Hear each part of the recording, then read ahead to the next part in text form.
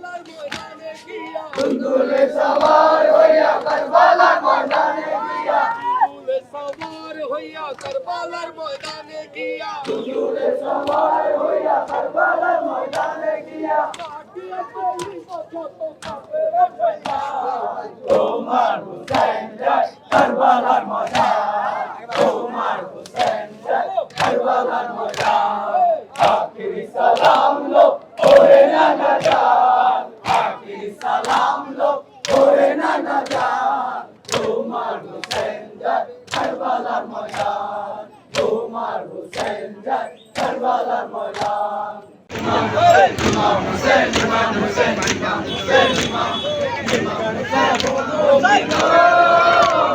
मेरा है मेरा हुसैन कौन की है सदा अपना है अपना हुसैन करता हूँ मोमिना मेरा है জুলজানার প্রতীক এটা।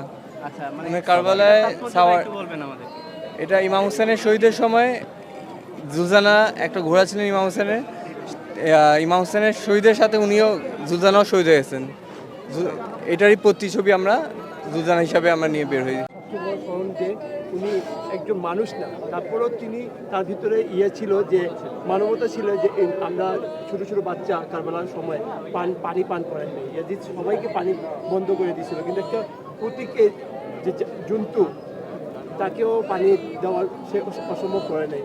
ইয়াজিদের এই নির্যাতন থেকে আমরা এই প্রতীক থেকে বাইর করে সবাইকে স্মরণ করতে দিতে চাই যে কারবালার ময়দানে আমাদের এই জুলজানাও ছিল কিন্তু জীবিত অবস্থায়, কিন্তু সে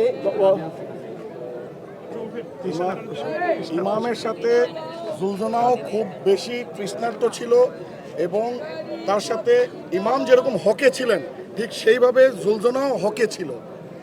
আল্লাহর তরফ থেকে এটা তার উপরে একটা নাজেল হয়েছিল, তারই একটা প্রতীক ছবি হিসাবে আমরা এটাকে স্মরণ হিসাবে রাখছি।